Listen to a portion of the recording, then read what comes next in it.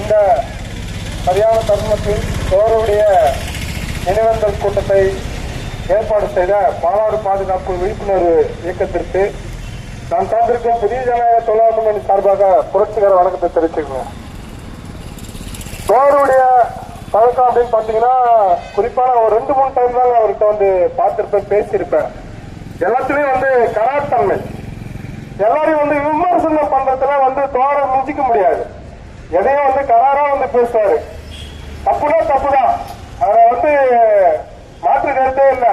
தோழர்கிட்ட அந்த பாடத்தை நம்ம கத்துக்கணும்.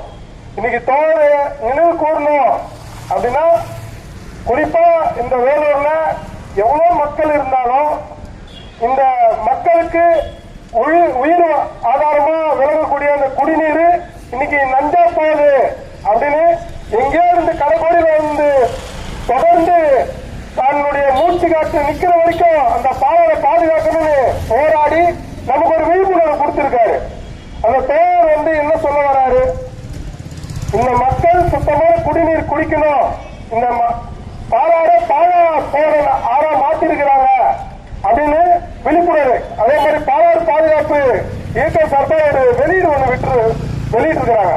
அத ஒரு அருமையான ஒரு பாடல், பாலாற்றை பத்தி அவ்வளவு அருமையா இருக்கு அந்த பாட்டு. தோழரை எழுதி கொடுத்த அந்த பாட்டு பாடிட்டு இருக்கிறாங்க. அப்ப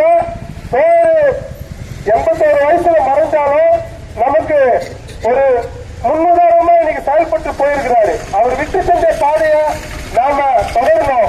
இன்னைக்கு பாத்தீங்கன்னா இந்த கார்பரேட் நலன் சார்ந்த கார்பரேட் காவி பாசிசம் ஒட்டுமொத்த இயற்கை வளர்த்து இன்னைக்கு சூறையாடிட்டு இருக்குது.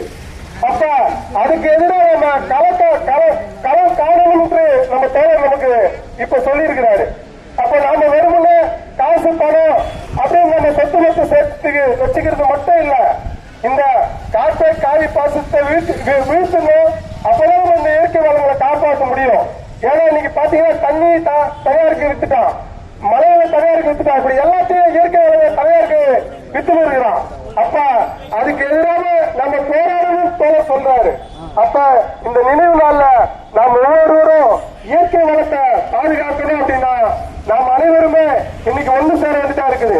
நமக்குள்ள இருக்கிற எவ்வளவு பிரச்சனைகளை தூக்கி போட்டுட்டு நாம இந்த இயற்கை வளங்களை காப்பாற்றணும்னா நாம இந்த கார்பரேட் காரி பாசத்தை வீழ்த்தணும் அப்படின்னா குறைஞ்சபட்சம் நாம இருக்கிற மக்கள் எல்லாம் ஒன்று சேர்ந்து பாசிஸ்டுக்கு எதிர்வா ஒரு ஐக்கிய முன்னணி கட்டி போராடும் போது மட்டும்தான் இன்னைக்கு இருக்கிற இந்தியாவில் இருக்கிற அனைத்து இயற்கை வளங்களையும் பாதுகாக்க முடியும் என சொல்லிக்கொண்டு வாய்ப்பு தந்த தலைமைக்கு நன்றி கூறி விடைபெறுகிறேன். நன்றி, வணக்கம்.